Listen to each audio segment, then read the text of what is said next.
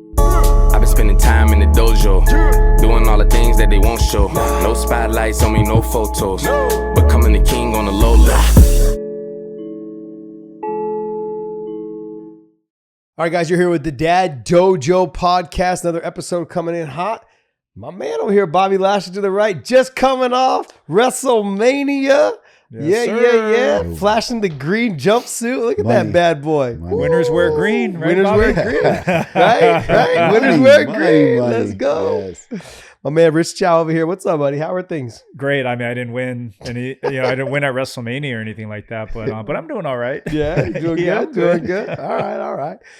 Look, we're not gonna. We talked about picking up where we left off, but there was another topic we were talking off air, and let's go ahead and just jump right into it. Where do you go with your kids when it comes to social media? Ooh, that's a good one. When do you let them get into it? Do you let them get into it?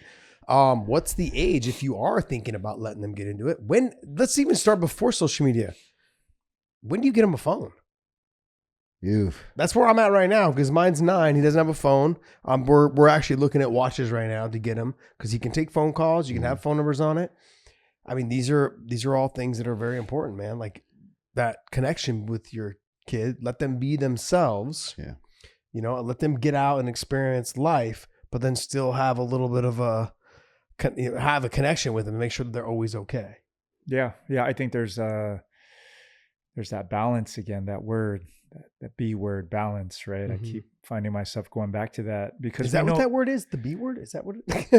I guess in the Dad Dojo. In the Dad Dojo, it is. Yes, there you go. Okay, makes sense. It's because we know that technology, obviously. I mean, we're all utilizing it to live better lives for the most part, and it's really helpful. Like, it's important for kids to understand tech, and I'm fascinated when they start grasping it. But I think there is a point where it gets to be too much, right? Well, I guess that goes at how much is too much, though? Is it an hour a day, 20 minutes a day? It's a constant fight. It's a constant fight with all the kids because it's so hard because, and I give them excuses that don't make sense because I didn't have it when I was growing up, and I was like, well, if they don't have it, then they can't contact their kids, they can't know this, and I can't get a hold of them and all these different things. I'm making up a tremendous amount of excuses to give it to them because, like, when you talked about the phone, like, you guys are married, I don't have that significant other, so I gave my kids a phone very early on because that was my way of connecting with them. What's early though? 6, 7, 4, 3? As soon as they, I mean, it was like 5 or 6. But then there's a phone where they can surf and do everything, and there's a watch that has emergency contacts, and they can talk text, they can do all that. You can't FaceTime. And, you need to FaceTime? Yeah, for me, when my kids are over at their mom's house, sure, I like to call, but sometimes I like just get on FaceTime and talk to them. But they can't use mom's phone for that? They can, but then like you said, you're finding every excuse to get them their own phone. I went through everything, and when I'm going through everything, I was like, well, sometimes she's busy. She's like, well, I'm talking to somebody right now, or I got my phone, or I got this, that. So it's just easier. So what we did at first was I got them a phone, and she controlled it. So I would send her a text, hey, can you get Miles the phone? And she would just go take him the phone and give it to him. But then after we finished talking, she wouldn't know that they're finished talking, and they're on to something else. And then, I mean, when they're very young like that, I don't think that they need it completely. But I said this before on one of the other shows. I said, I don't want to keep them out of touch with their friends. So a lot of my son has like a whole group of them that are on like a group text, and they're all the football kids. So they're always talking. I sent them out to IMG. Bobby, sorry, 14, right? Miles? Miles is 15. 15, now. Okay. Yeah, so it's a whole different deal. 15 and 12. 12, I think, is kind of that, they're in junior high. So all the kids are doing Snap, they're doing TikTok, they're doing all this stuff. What I do with my kids is I have your passcodes. And I'm not going to go on them like religiously, but I will have the ability to go on them anytime when I want to. And there's no way that you can hide things. And at night, before they go to bed, they never take their phones upstairs. So they always keep them downstairs. So I give them excuses because I say, you know what, it's this day and age. So they got to have social media. They got to be able to connect with their friends. They got to know all this other stuff that's going on. That's good. That's good. I don't think there's a one size fits all, just like many things in life and in parenting, especially. I don't think there's a one size fits all. Like Bobby just described a situation that you and I don't deal with, right? It's not a factor in our lives. Mhm. So, what works for somebody, I like to take it all in and help try and create my own, what works best for us in our home. But I don't know if there's any absolutes here, like, within reason. Like, obviously you shouldn't give a kid a phone and have them play on it for 8 hours a day. Yeah. But when some people say, no, 20 minutes, 30 minutes, or that's too young to have one, you don't know the situations. And that's why I try not to, I just try to take it all in and create a system that works, or structure that works in our home. Might not work for yours, but as you're describing the situation, that's what I think of. It's like, well, see, Josh, it's different. His home is different than your home and my home. No, it is different, but I like, for us, our kids are about the same age, give or take a couple months here and there. But that being said, when is the time that you feel comfortable giving them the phone? I'll give you an example for me. Once we all go to dinner, we go to dinner as a family. You've got your kids, I got my kids, and our families are all there. When do I feel like it's comfortable, when it's okay to give them the phone? Be like, hey, go ahead. I feel like once we've all gathered, once we've all had appetizers, once we've all eaten dinner, once dessert is done, and while we're just chopping up shop and finishing a drink or whatever, go ahead and give the kids the phone during that time. So then, because they're not going to really bring anything to the conversation, an adult conversation. And do you guys remember when you were younger? I don't know if it happened in your families, but we had a kid table and we had an adult table. We never got to sit at the adult table. It was very rare. No. And so right. why would you force those kids to be part of an adult conversation for another 30, 40 minutes and just sit there going, okay, I'm bored, I'm tired, I had my dessert. Yeah. Now they're sugared up. Let them downtime a little bit. How many times have you seen, that being said, how many times have you gone to a restaurant and seen like kids just on a tablet or on some type of device like the whole time? Yeah, I have seen. Right? They're on the whole time. And then I look over at the parent and I try not to be judgmental, because like I said, maybe that's what you need. Like, they're having a nice peaceful dinner. Maybe that's what they need right now. I don't know what kind of day they've had or week or what they're going through. So I try not to be judgmental, but that ain't for me. That doesn't work in our home. We're not just putting a kid in front of a tablet and letting them get, completely lost in that so I can eat a meal in peace. That doesn't work for us. No, I need to do it as a family. I need to eat. I need to eat. Order our appetizers as a family. Eat as a family. Mm-hmm. Talk a little bit during dinner. In my family growing up, once we sat down, there was no talking. You were just there to eat. No toys at the table. No talking. Don't talk to each other. Just eat your food, and when you're done, then you leave the table, and then you go do what you want to do. Wow. We didn't really have conversation at our table. Hey. Yeah, It sounds like prison. yeah. Bobby's like, it explains a lot now. Yeah. I get it. Oh, And so, it was it was rare. Like when we were barbecuing and stuff like that, it was different. When we had dinner at home, or we had dinner, like Thanksgiving dinners, there was conversation, but they had the kids table. So the adults talked and the kids talked, but everyone had to be together. everyone had to be together. Yeah. Yes. Everyone had to be together. You know what? I think somebody was talking about the different forms of education, and I don't want to botch it, because you guys know Montessori. Have you guys done with the Montessori? They're school? everywhere So here in it gives the Texas. people gives the kids an opportunity to kind of learn on their own, right? To a certain extent. And I think that's kind of their philosophy a little bit. My kids went to it a little bit when they're younger. And I think as I get older, this is what I've been doing. Because my son's at that age where you can TikTok brain. They will zone in all day long if you let them. 10 hours, 12 hours, all day long if you let them. So what I do is, it goes back to that communication that I have with my kids. I'm very big on communication with them. So some of my friends are talking about, you can go over to TikTok and you can lock this out, you can lock that out, you can lock this, you can really monitor it so that they don't have an access to certain things that you don't want them to have access to, right? Maybe bad, but this is just what I do. And my kids are great kids. I don't put any of those monitors on them.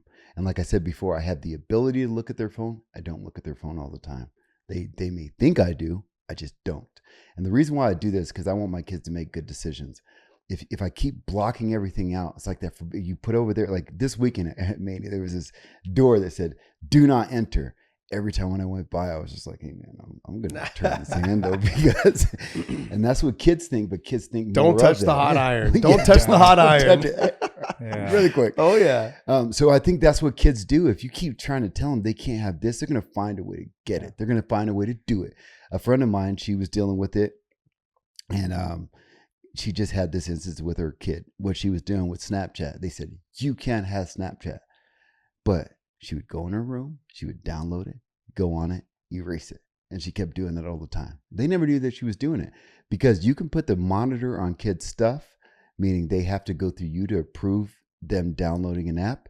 But once you do it once, even if they erase it, they can always do it again. They don't need that approval anymore. Oh, I didn't know that. Yeah, their kids are slick. Yeah. So now she's sneaking to do it. Now it's a whole different issue that you're dealing with, as opposed to me. I told my son, I was like, look, I almost don't want to look at your Snap. I just want to talk to you about stupid things and things that aren't stupid, and how I want you to act and how you know you should be acting. So I'm going to give you the leeway. Here's everything. Just don't do anything dumb. And right now they haven't. Well, that I now know this of. is a jump from what we were talking about previously, from screen time and access, right, to devices, to now social media, which is a whole nother animal, Yeah. right? Because it's going from, hey, when do you want your kid to have a phone? By the way, we never answered that, so answer it. What age? A phone, an actual real phone, probably 13, 14. Same for me, You know, yeah. when it comes to sporting events, like, because I know like he's gonna want to go.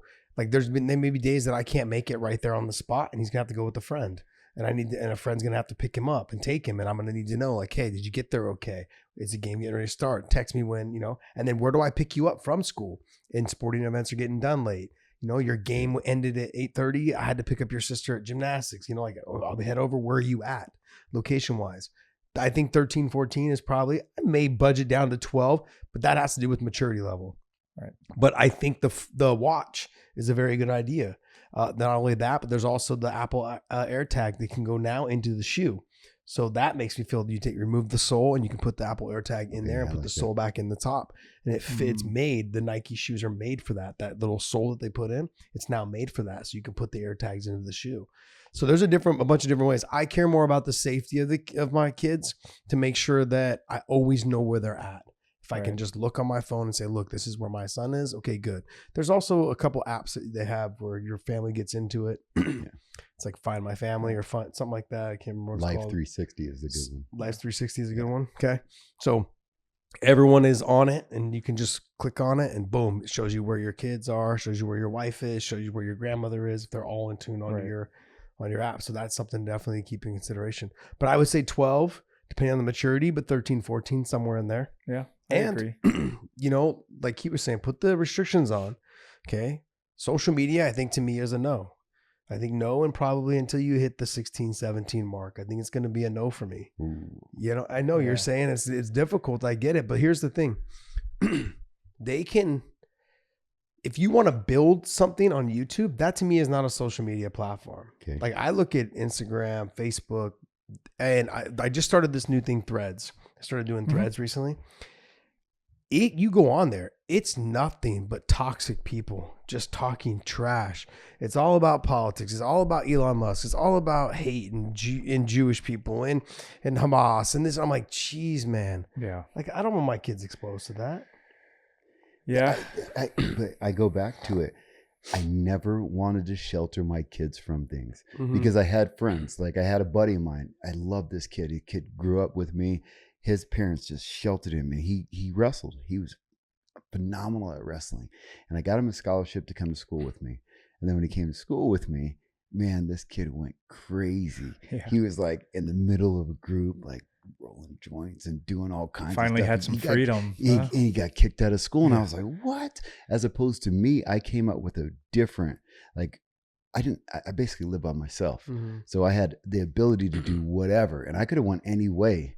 You know, I didn't do things growing up. And then when I went to college, he was like, yeah, you know, everybody's partying. I was like, I've been around it. I'm okay with making my own decisions. So with me, I'm trying to do that with my kids so much. I don't want to shelter them from anything because I don't want them to try to figure things out on their own. I'm like, hey man, just talk to me. Yeah. And we just had this conversation this weekend because this kid found out that she brought a vape pen to school I think in junior high, and then she got suspended for 10 days, and she distributed some gummies to some other kids, like gave her friends it. It was like that. So that was a talking point for me and my son. I was like, bro, I said that so and so had this happen, and he was just like, oh man. He said, these kids in my school did that. I said, listen, Miles, I'm trying to tell you again. I understand when you're in high school, you're going to have fun. I want you to have fun. I said, but listen, you can have fun and do the right things. Don't do something stupid. Mm-hmm. I said, let's talk about what's going to happen to that girl. Think about if she would have gave one to my daughter, if that was the case. If some kid came to school and gave one to my daughter and something happened to her, or even just my daughter came back high because she got this thing from another kid at school, probably burn down that school right now with everybody in it. Like that's inexcusable. And I want somebody going down because of this. This is unacceptable big time because my kid's not protected. But when I was talking to my son was like, nah, that's just dumb because these kids, they ruined their football and they ruined all these different things because of what happened to his friend. So I just talked to him on the repercussions of it. I'm like, bro, I cannot follow you around everywhere.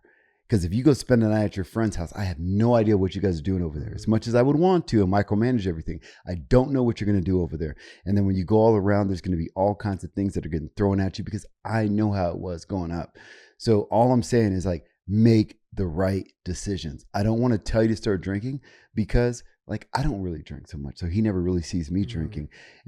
But I told him, you know, his mom has some drinks with their friends and they go out and different things like that. And occasionally I'll go also. So if he asks me, well, why you do it? Well, I'm 40 something years old. I've already accomplished 99% of my goals right now. Mm-hmm. I didn't do that before because I had still goals to accomplish. I said, if you're not in the place that you want to be at right now, then you better do more positives than negatives. Mm-hmm. And those things are negative. So we just have really good talks to the point where I'm completely open. Mm-hmm. You know, I don't want my son like not telling me that he went and drank with one of his friends and then try to drive home. Mm-hmm. If you drank, call me. There's probably going to be some repercussions, but it's not going to be something that's going to kill you. But it's better than you driving or kill someone else right. or that happened to you. Well, T.I. this is an old famous like T.I. quote, and he goes, I see all these people at the club popping bottles, drinking. He's like, what exactly are you guys celebrating? You guys are 21 years old, 22 years. What exactly are you celebrating? Every weekend you guys are at the club celebrating something. What are you celebrating? Like you bet. I hope you're in where you want to be in life. Yeah. If you're at the club every weekend, popping bottles, drinking, partying, doing drugs, whatever it is. And that's a good conversation. I think it may be more Miles' age, maybe even a little bit older. You know, when you start getting a little bit of money, start getting a little bit, a good job, whatever it is. Like, don't let it all go to your head. Oh, I've got all this money now. I think when I was 21, I think I was celebrating life sometimes. Come on, Josh. Come on, man. Remember when we were young, bro. Come on, don't be like that. Hey, I would just be real because I have to be real with my son sometimes. I understand what you're saying because some people take it too far, and you can ask some of the people that I went to school with. I would party, at night, during the season or whatever. But the next morning, I was always trying to get it out. I would go for a run at 9 a.m. Yeah. I would always have that balance, and I always tell people it's a balance. Everything is a balance, even with what I eat. Like, sure, I love cookies, and they're like, how do you like cookies? And you look like that. I said, man, because if I'm eating cookies that day, my workout's probably gonna be a little bit more challenging that day. It's all about balance. It's not like I got to kill myself for this, but like, what happens if I keep putting this in and less of this, then it's going to show. Mm-hmm. So people are like, I don't know how I got like this. It's because you did more of this and less of this. So just get that balance, enjoy everything. You should try to enjoy almost everything in life, but make sure there's a balance. Make sure you don't do too much of that versus this. Yeah. I went through that phase. My first stint in the UFC was the first couple fights was bottles in nightclubs after every single time. That night after the fight, and literally I was making nothing. You look back now, I'm like, gosh, I needed that money to last me all year. And it was half of it was gone when I got to the club, when I left the club. And so, especially in Vegas, I mean, you get a bottle and if you get 2 bottles, it's like $4,000. You're like $3,500, $4,000 gone. That was pretty much almost your whole purse back then. Back in the early days. And so I I just remembered the T.I. quote only because I was like, man, what exactly was I celebrating? Like, sure, you get a win. Sure, like it's great. You're on pay-per-view. You feel good about it. But you're not anywhere near your goals and where you wanted to reach. And so you can spend some time and enjoy it then, but stay focused on what the goal was, what the prize was at the end. But you never answered the question. How old? What's the age for the phone?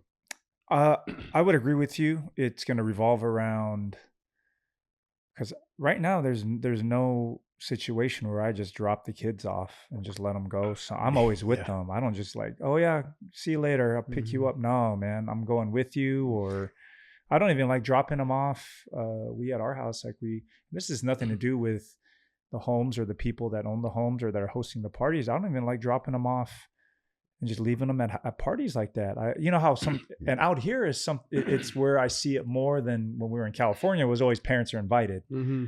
But there's been a few parties out here where it's like, oh, it's a drop-off party. Yeah. And I never felt comfortable with those. No, and again, that's not to say I don't trust the people. I'm not worried about you. I'm worried about my kids, right? Like and I say that because when they are going to be in situations where they will get dropped off more, like you said, sporting events, different functions, at some point you got to let them go, right? Hey, Dad, you drop us at the mall. Yeah. We're all getting together and, it's that time. Then I'm like, all right, now you need a phone because I'm going to need to look for you, or you may need to look for me. But until then, I don't really feel...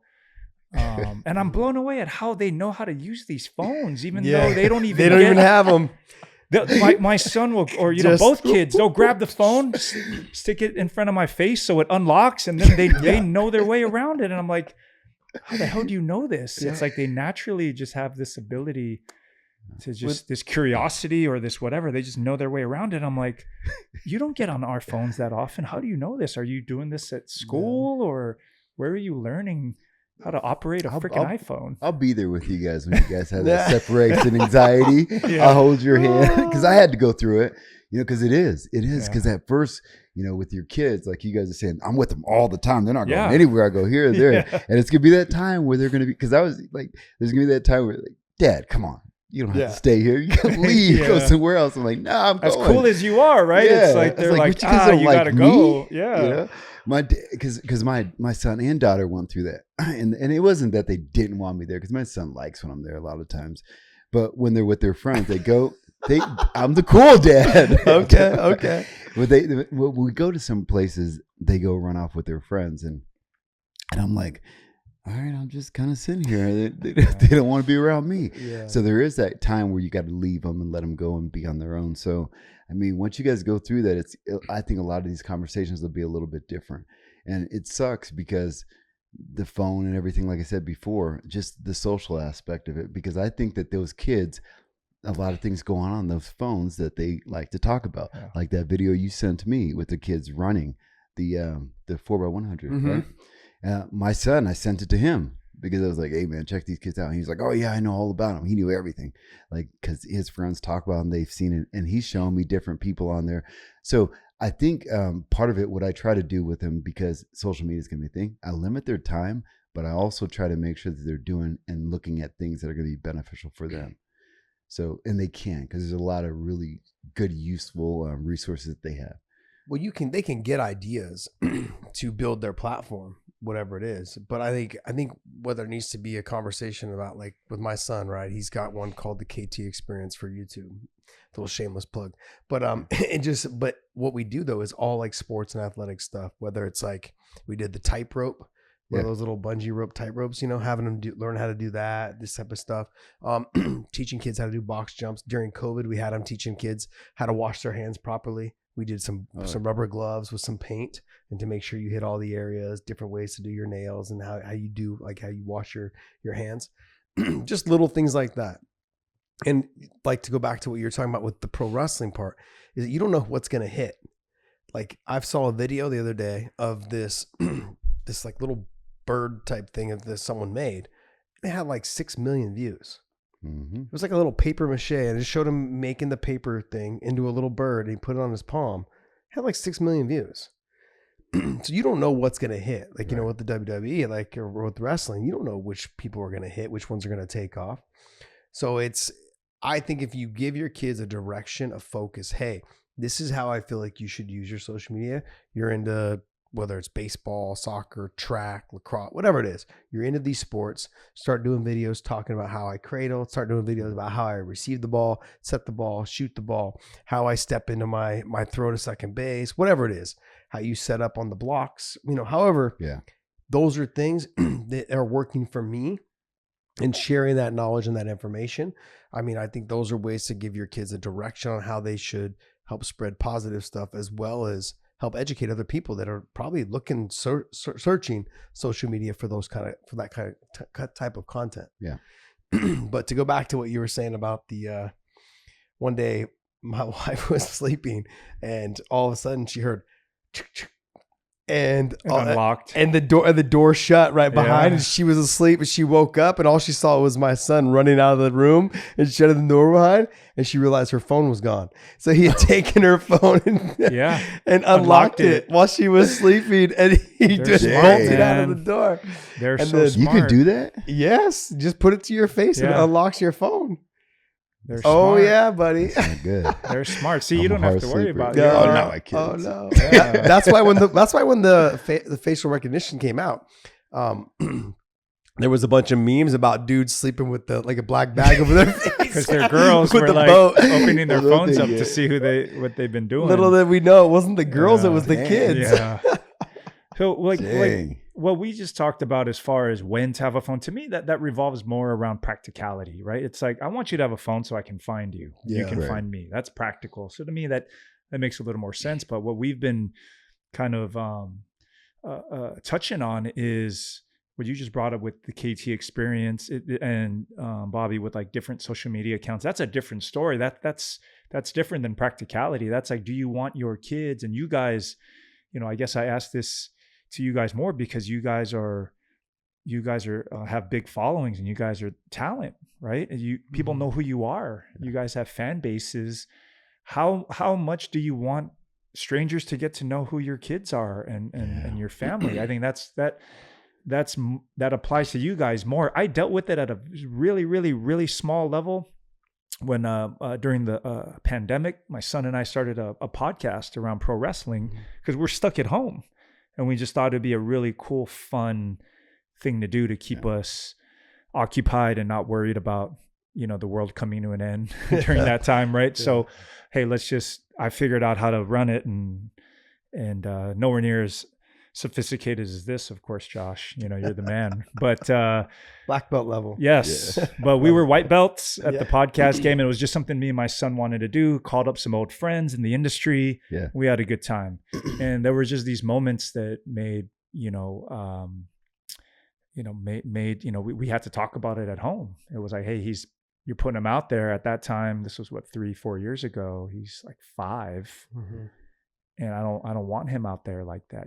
We should talk about putting our kid, like, what does that mean? And again, I'm not even anywhere near, I don't have a fan base like you guys. I know some people, but you guys, I think it's more of a big concern for you guys. So do you want your kids out there, people knowing, hey, that's Bobby Lashley's son, that's Josh Thompson's daughter? No, I understand. I get where he's coming from on this, but in like Kellen's, in my son's videos, like, I'm never in them. And so then how do they correlate that he's my son? It's just video content that's being put out. Like, they know, man. I mean, like there's a small group, but if the comment section is shut off, how do they communicate with other people to show that that's your, and in terms of the Instagram, I mean, the Instagram it's there. Like I'm the only one that posts. He doesn't even know he has an Instagram. I just post whatever videos or something I catch him doing. I put that up, shooting a goal, making a goal, whatever it is. Is it private? No, it's not private. Why are you doing it? Well, it used to be an old site that I had that I just changed over into his. Again, why are you doing it? I think because later on, when he does want one, he'll have 4,000 or 5,000 followers already, and just go ahead and build his own content from there. Because like I said, I want him to have a purpose when he has it. Yeah. It's a lot easier to start, instead of starting from scratch. When he does start getting his high school friends, start getting middle school friends, and he wants to go on there, he'll already have 4,000 or 5,000, 6,000 subscribers. And I'll be like, oh, okay, now I'm doing videos with my friends and now all those high school or middle school kids and all those high school kids, now they're going to follow him. He'll get up to 10, 15 whatever. Now you can start utilizing that to make him a little bit of money. That's the other thing I feel like with the YouTube channel. It doesn't take much. You can monetize that thing and bring in, even if it's $100 a month, that's $100 a month that you can have your kids invest into themselves, into that app you were talking about. What was the app again? Greenlight. Yeah. Greenlight. So then now they can see, I make my $100. Now I can invest it into this stock. And okay, it's making me this much. It's going up. It's going down. Whatever it is, there's an avenue for them to start thinking about how to make money on the side for themselves. He has fun with it though, right?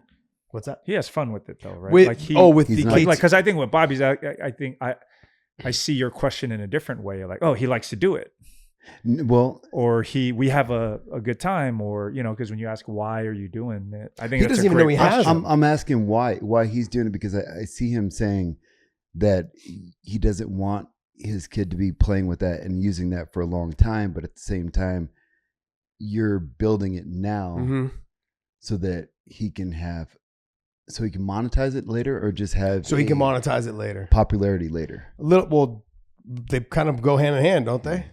Yeah. I mean, if you play sports at a high level, which right now he is, whether lacrosse and soccer, like as he gets older and hopefully he stays with both sports if he can, the popularity will come along with it, but then also to more views, more subscriptions, and then also more monetization on it. Yeah. I mean, he can already, like right now, if we were to turn his YouTube channel on, doesn't have much, but he can still make $6 to $10 a month. I mean, that's $6 to $10 a month, and that adds up over the time. See, that's the part where I think we all still battle, and I battle a lot, because.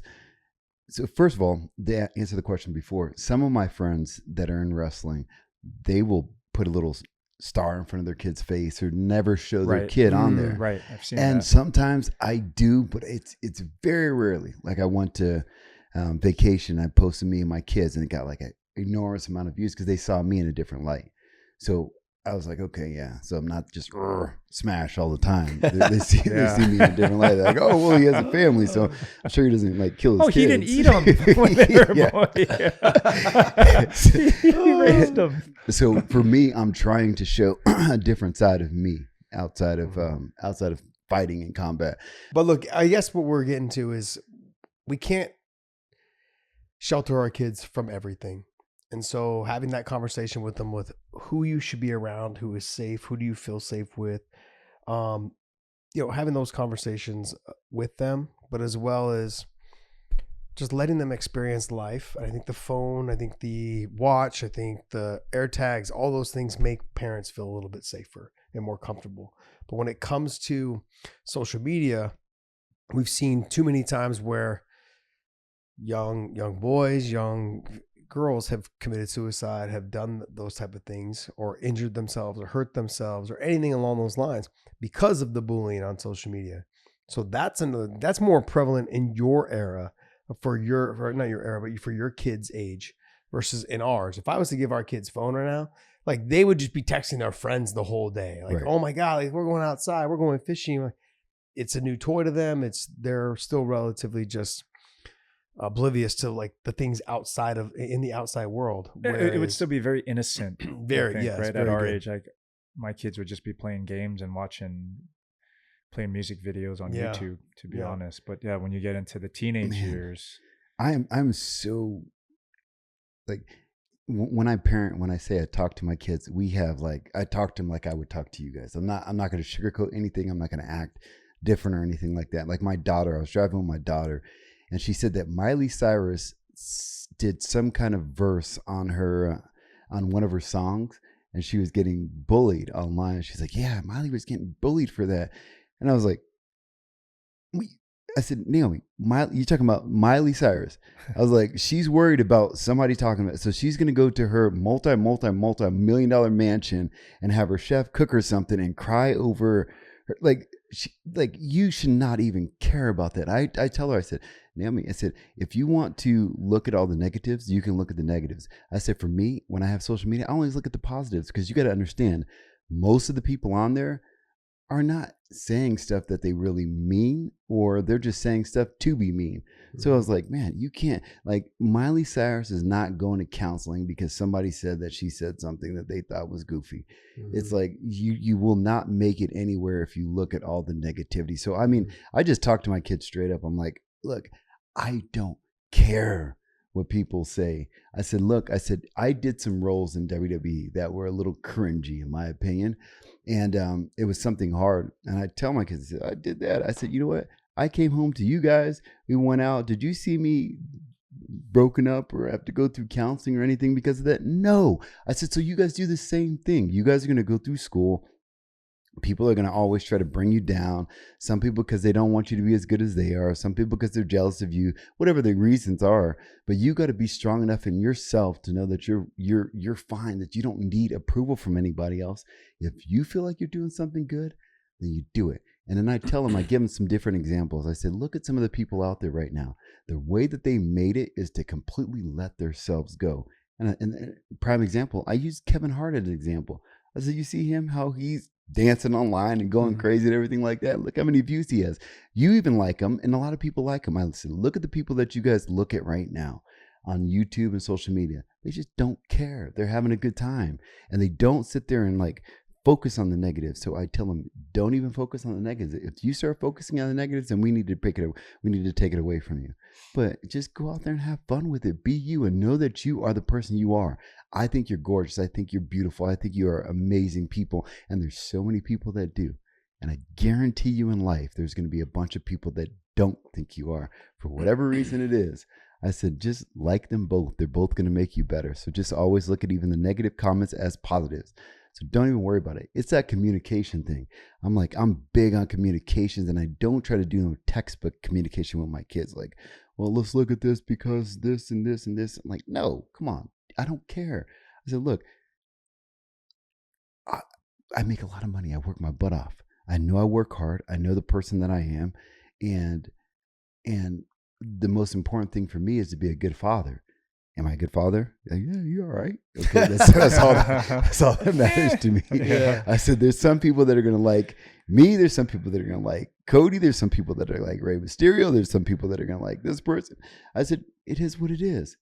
And then I even reference like fighting. And I was talking to my son about this. I said, you know what? In some countries, they applaud both fighters. So you actually have better fights in a sense. Whereas I think sometimes the United States, when people get to that higher level in fighting, they're so worried about the wins and losses that they're not trying to win. They're just trying not to lose. So you don't get the best fight out of them.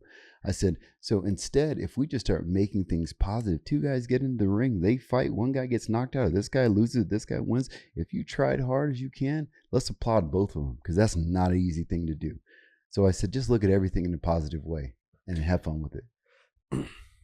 I feel that, and I got this from Dwayne Zinkin, who used to work with both of us, is you get around a family like his and you see how positive they are with each other and how they bring up their grandkids, their kids, and it starts from the dad, Dwayne Zinkin Sr. He starts with him, and then it goes to Dwayne Zinkin Jr., and then the brothers, Nikki and Harold, and then now it goes down into their kids. There's a little bit of trash talk in there, but anytime I've ever been around them, and it's not just with me, even like friends that they have, they're close with, they're not close with, or people they've done business with or haven't done business with, it's always, this guy's got the best, grocery store in all of Fresno or all of North America or all whatever it is. Like, it's always pumping them up to the point where it's over the hill. But they're being very sincere in the fact that all they do is say positive stuff. And you brought up positivity a lot in that little rant right there. 100%. And it has to do with teaching your kids, sure, competition's good, but also to the point where keep it positive competition. Let's not make it to where it gets toxic. Yeah. When the two kids get together, like when Ollie and Kelly get together, they do a great job of being positive with their competition. There's a little trash talk back and forth for 9-year-olds, but you want to make sure that at the end, it's always, hey, good job. Hey, this, keep it positive, because as they develop more friends, no one wants to be around that negative kid. No one wants to be around the one that's always like, yeah, but I beat you though. Yeah, but and always bringing up the negative stuff. And I would have constant conversations with Kellen about that. you're going to win some, you're going to lose some, but you've got to make sure that no matter who beats you, hey, good job. You did a great job. I just got to get better. It's not the kid's fault that he beat you. It's your fault. You've got to get better. You got to work on it afterward. You got to be, and that will help with your confidence, because your confidence comes from when you are successful, when you notice that everything that you're doing is working and making you better, whether it's in soccer, whether it's lacrosse, whether it's track, whether it's baseball, their confidence will grow with just that little bit of work that they put in. They don't even realize how little the work has to be at their age because they absorb everything like a sponge. I spent an hour with Kellen doing wall ball with lacrosse. I kid you not, came back like the next couple practices. He was catching everything. He was throwing everything. He was throwing it on a rope. I was like, it took us literally like an hour. And it looked like a whole different kid out there, you know, because the confidence of catching it, not going, oh, am I going to get it? Am I not going to get it? Now it's like, bam, bam, bam, left hand, right hand, doesn't matter. So I think that positivity and making sure that, like with Kellen, I make sure that he's always like, hey, good job. You know, whoever it is, you did a great job. And I'm trying to get him to do that now on his soccer team and his lacrosse team. Now, even if it's not him that scores. And now, you know, when you stay positive, you guys get scored on. We got this, guys. Don't worry. One down. We'll get it back. We'll get it back. Stay positive. That, remember the whole, hey, bad about it? Like, yeah. They had another chant, you know, like that's a way to get your team to be positive with each other, to rally against the other team. But I think that in soccer, at this age, none of these kids really say positive things to each other. All they do is they're quick to say, well, you could have passed it to me. Pass the ball. Everything's pass it to me, throw it to me, let me have it, let me shoot, let me score. But keeping that positivity and showing them that everything can be positive, because I've seen it with Dwayne Zinkin's family. I've seen the way they are with all their friends. That's why I think that's a big reason why they're so successful, because it's hard to dislike someone when every time you bump into them, all they do is say nice things about you. Yeah. And if you just tell that to your kids and you explain to them, when you run into someone, you see them, hey, how are you? Oh yeah, I saw so-and-so. Man, her hair looked really great. You know, your wife, like she, you know, like, you guys have been working out. You guys both look phenomenal. It's not that hard to say things like that. You know, everything you guys are saying, I agree with. And I try to live a life of positivity as well. And I know we're trying to raise our kids that way, but man, to go back to what's out there in the crazy, you know, on the internet, on our phones, that's a whole different world where people are, you know, like you said earlier, it's an ugly place. Mm-hmm. It's filled with hate. It's filled with bullying. So I know we're trying to raise our kids to try and overcome that, but man, that's you know, there's the real world when you're face to face with people, right? And then there's this crazy world that exists on our phones and computers, and people are anonymous, and that's where all this negativity comes. And I'm hoping that we're raising them in a way that, they won't be, like you said, hey, some random person's talking about me, making some comments about my dad's wrestling or my Miles's food, you know, right, his cooking or whatever. Like, he ain't even gonna care, right? Because you're just above it. Yeah. Right. And I think that's what we're trying to raise young men and women who are, just that positivity will overcome any of that negative stuff, right? Because it's out there, man. That's another reason why I think we're hesitant to just. Now, you said earlier, you don't shelter them from anything. You don't. The world's ugly. People on the internet are morons and just like to spew hatred and negativity. And I want you to see it in its unfiltered form and learn to deal with it, right? Yeah, and just we talk about it. Like you have to talk. Communication is big, because I felt like there were some times where my kids will hear something or say something, even something that I do, and you can see them, because like kids will do that, they'll go this, and then you can see them just processing what happened, and it's like, whoa. Talk. Ask me a question. What do you think about mind, it? Right? Yeah. And I had to. I think I told you guys that story before when I did that role with Lana in WWE. We were running, and that's when I was in wrestling big, and they were coming to all the shows, and then I did that with her. So I was like, she was married, and me and her were like together messing around, her and her husband, and then I ended up getting arrested that day, and then that's when I went home, and then I went and picked them up from school. We're driving back, and they're just like, and I was like, what's going on with you guys? And they're like, Daddy, how'd you get out of jail? And I was like, all right, hold on, time out. Let's go talk. So there's all kinds of things like that I talk to them with, just hate and negativity. But I'm really big on just the communication and the positivity. And I was talking to my son not too long about this, because we were talking about Dion. And I was like, man, Dion used to just like talk and talk and talk. And kids are so big on trying to be humble. Humble's like the most important thing, right? Because we like the humble guy. But at the same time, who's the guys that are winning? The guys that know what they can do. And sometimes they're a little bit outspoken with it. So I told Miles, I said, there's a level of being cocky and confident and completely arrogant. I said, you have to get to the point where you're cocky. Like when he was wrestling, I was like, look at that kid over there. I don't care what he knows that you think you don't know. You're just better than him, period. There's nothing that guy can beat you in, and you got to know it. And if you don't believe that, then you're not going to beat him. You're going to let things happen because you're going to think about too much. But if you just say, no, I'm better than this kid, period, you will perform better. And that's with any sport. Like if you get the kid almost like arrogant, like you see the little kids, they're like coming in there like, oh, I'm about to smoke these kids. They actually do it. So it's almost like that level of arrogance and that positivity is like what they need in sports. So in anything that they do, they just have to have that arrogance, because you see across the board, everybody that's winning right now in almost everything. You start listening to them, you're like, oh, okay, I see what it is. And they're dealing with all the hate, all of it online. Yeah, they just and almost feed off of it. Huh? Got to. You just gotta look at it and say, you know what, that's not gonna make me.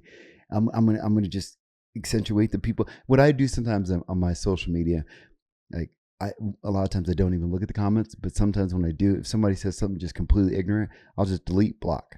And a lot of times when I delete block, it's like I got over 1 million people on there. You, one person, are not going to bring down that. Yeah. And a lot of times when I delete them and I go to block them, it's like, all right, you have 0 posts and like scattered stuff. I was like, who sent you? It's a Russian bot.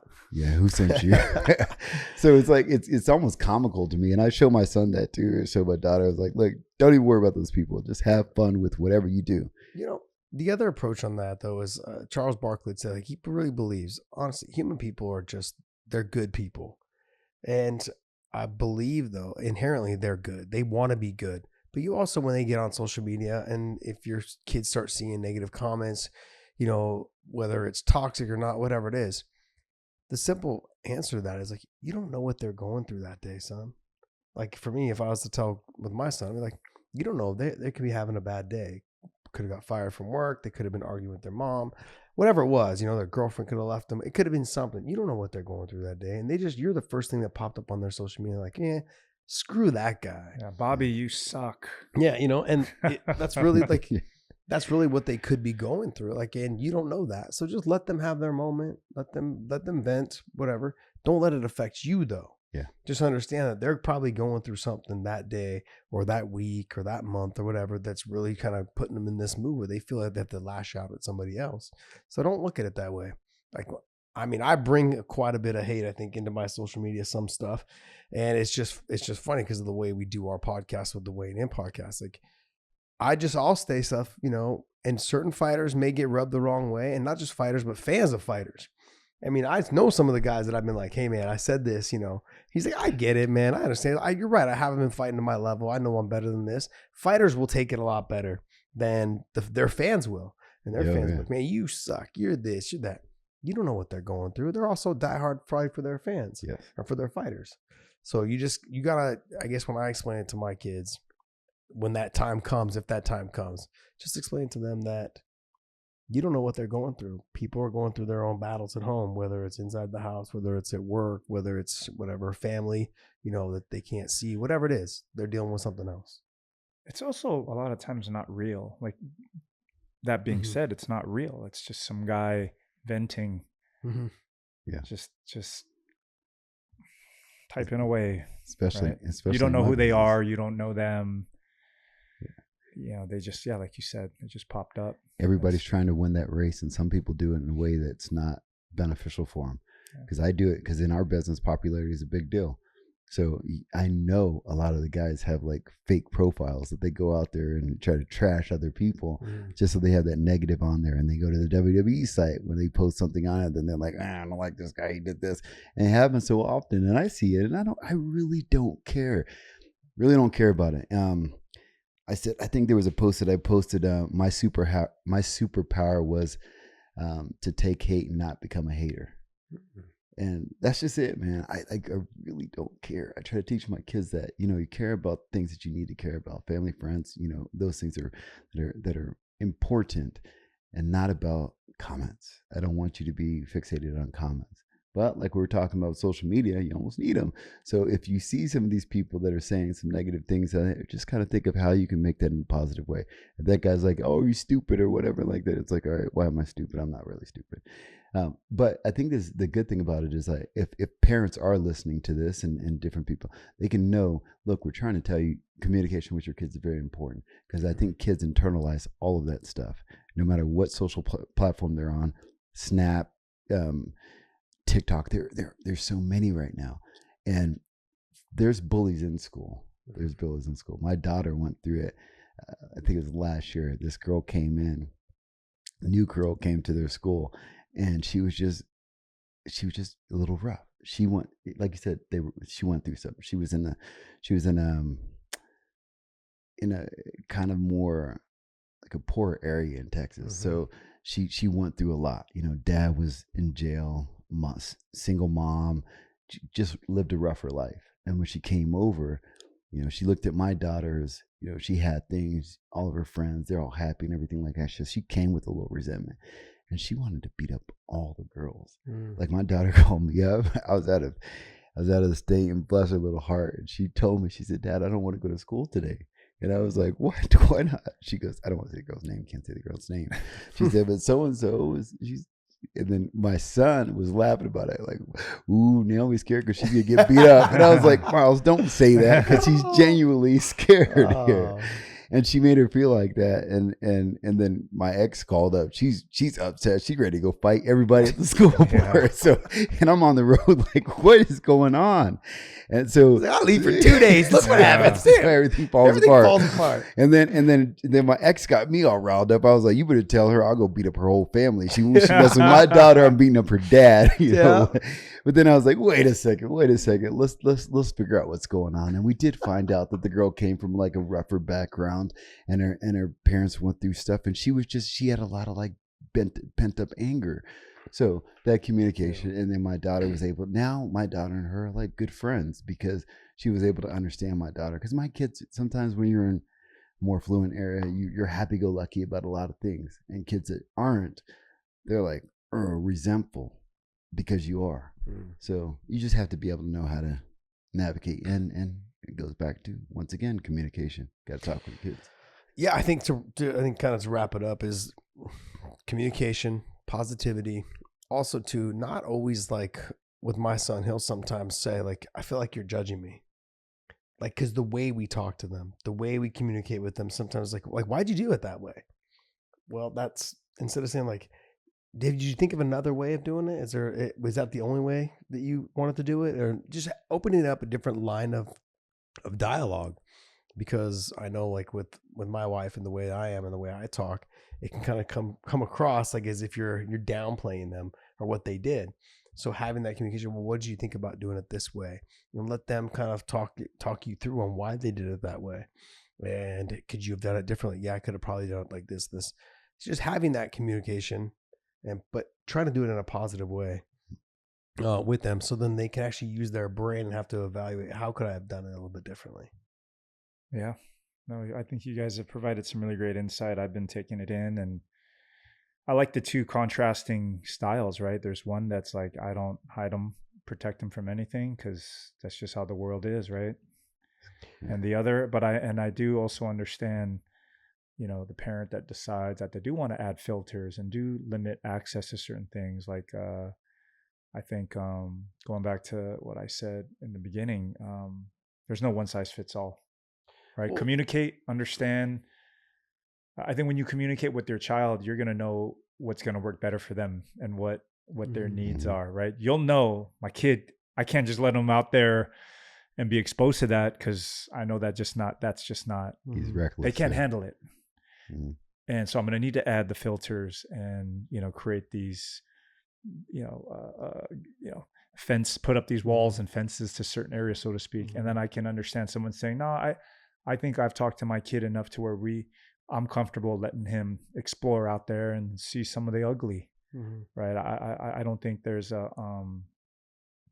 right way, there's a wrong way. I just think it's good to bring up kind of different paths and different techniques and of parenting and guiding your kid through that. And then you make the choice on what works best for your kid, because you should know your kid, right? Like going back to communication, you should know your kid. You should know how they think. And therefore you can use that knowledge to create the guidelines in your home. Yeah. And like the communication is different for every child. Like with my son, I learned when he was younger that raising my voice to him is not how things get done. He just completely shuts down. Whereas with my daughter, she don't listen until you raise your voice. And then she goes into like, oh, okay, now you're serious. And then as she straightens out, it's a different, like, hey, I told you not to do that. Or and then it'd be, oh, okay, now I'm paying attention. With him, if you were to raise your voice, it was almost like he just kind of went into like a cocoon. He just didn't even want to talk anymore for the rest of the day. Maybe a little more sensitive. Yeah, a little bit more sensitive. I think, but I think, I think your first, I don't know, maybe your boys, for me, I feel like, your boys will put you on a pedestal. Mm-hmm. And if you're way up here to them, you're up there at the very top. So when you start yelling at them, they're like, man, I really did something wrong. And, and I hurt him or made him upset. And your boys they have that connection, I think, with their father. My daughter is the complete opposite. She has a connection with me, but she'd try to wrap me around her finger. Like she'll play that card, like, oh, like I love you, and just like come give me. She'll play that card, and she'll try to get away with it. But then there's that, and when you start to raise your voice a little bit and you let her know, and then it's okay sometimes, and it's. But my point is, how who's going to respond to a certain. But that took time, right? But the point is, and knowing that is going to help you raise them, because you can't, like you said, you can't communicate with them the same. Yeah. I grew up in a yelling house. It didn't matter if you went into a cocoon or not. They didn't care. They kept beating you down. And the same thing, like that was the same thing for my brother, same thing for my sister. It's not a one size fits all though for all kids. My mom and my dad both. My mom was like the instigator, man. Short little Mexican woman, about 5 foot. She would like instigate if I was being in trouble at school or in like the grocery store. If I was acting up, she'd, just wait till your dad gets home. Wait till your dad gets home. And me, I would try to go to bed before dad got home from work. And she's like, don't go to bed. Don't go to bed. He's going to wake you up. I'm going to have him wake you up.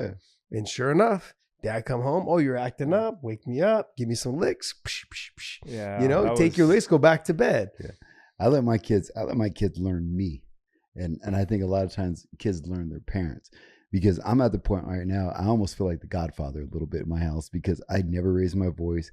If my kids are like, if they ask me something, I say no, they don't try to do it. There's no rebuttal. They're just like, all right. Because they know it's like, I set ground rules. If I tell them to do something, they're like, if it sucks, they're like, we might as well do it. Because there's no sense in arguing with him. That's just the way he is. So I have that very fine line with stuff. That's what, and me and my ex, we have different parenting styles. Works for her. She goes back and forth with them a little bit too much. And sometimes when they come over, she tells them to do something, they say something back. I'm like, what are you doing?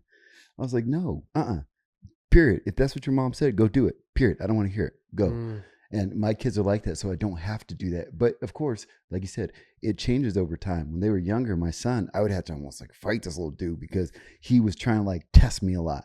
It's like that big, who's the man of the house kind of deal. It seemed like, sometimes he didn't want to do things. I remember when he was little, he had my big action figure. I had one of the big ones. And this little kid, 5 years old, maybe even younger than that. And he's being bad. And I was like, Mom, go upstairs or something like that. And he just kind of looks at me hard like that and just takes the action figure, boom, like throws it down, then walks off. I was like, he just threw me down on the ground. Like, so like what does that mean? So it was like that kind of balance, that fight between us. He But didn't now, Little power struggle. He was like stomping This on it, is you. looking at you. boom. So, and I got a little nervous when he did that. I was like, wait a minute. But now it's so simple with him now. I mean, I've been really involved in my kid's life, and we're just at that point right now where conversation is conversation. They know dad is dad. We have a great time, have fun. We do all these different things. But if I say, all right, guys, stop. Miles, go do dishes. Naomi, go do this. That's the No age question. gap, though. That's your kids are older, so that's the age. Like, we're still in that throw the doll on the ground, stomp us. Right. That's where we're at right now. What about you? Like your dialogue with them, like do your kids act differently for discipline wise? Yeah, just Ollie takes it in one way. you Kenny? mentioned, it's different, man. You can't talk to them the same way. Mm. They respond differently. One's a little more sensitive than the other. It goes back to you got to communicate, and you got to understand who they are, and that's going to help you parent them most efficiently. And that's why I say you should try to, in my opinion, gain as much knowledge as you can. Like my wife's always reading and getting books on, how to, different ways to raise your children. But again, man, they're so unique. Yeah, they have a lot of things in common. All our kids like sports, and we're trying to make them positive, but they have these little nuances that make them who they are. Mm-hmm. So it's not a one size fits all solution. I just try to get to know them. And then think about that when you make decisions. Think about, well, if I yell at them, it's going to shut them down. Yep. So what's the point in that? Maybe I'm yelling out of my frustration, but it's not the effective way to get them to understand or to parent, right? And then the other one, you got to really don't mind yelling. That's the only way they're going to listen. I have a very similar dynamic at home with a boy and a girl, but yeah, that's how I'm approaching this whole thing, man, is, no one size fits all, know who they are. Like you said, communicate. And hopefully through all that, you're going to find the right way to do it. But I know people that just read books and they always have, this author said this and that. And I'm like, and how did that go? Yeah. Didn't work. Yeah, because it's great advice, right? And you should certainly learn and consider it. But it's like in training, right? Like you don't use everything, but it's good to know it. But you're going to use what works for you, right? Yep. In your game, and in this case, and it'll change per opponent, which like it changes for each kid for what the situation is, right? Situation, like, okay, this is school, sports, social media, like we were talking about earlier, right? Like every situation is different. You're going to apply a different technique. Yeah. But and anyways, that's how I feel about this whole thing. There's so many experts. There's so many books. You can read them all, but man, they may not ever connect with what you're dealing with at home. Yep. All right. Well, hey, we're going to wrap it up there. This is another episode of the Dad Dojo podcast. Hopefully you guys took some from it. And, if it's something that you feel like you would like us to talk about, hit us up in the comment section down below. Hit that subscribe button as well. This is going to be on the Weighing In YouTube channel right now, just for the time being, until we kind of see and get some feedback from you guys. If you like it, if you don't like it, go ahead and feel free to leave the comments down below. Tell us what's on your mind. I guess the ultimate goal for us in doing this show is just to make sure that we're sharing our positive views and giving you our life experiences, with us all having kids and us being athletes and us being, successful businessmen, like figuring it out. And we're all in it with you guys together, and we need more input from you guys. Maybe something that we're working on too for us and trying to figure out with our kids and how we can approach it. And as our kids get older, it's going to change. So hopefully this finds you guys well. Be present with your kids. Listen to them. Respond to them. Talk to them. Get engaged. Know your children. That's what we're trying to get at. Be present. And hopefully you guys enjoyed this episode.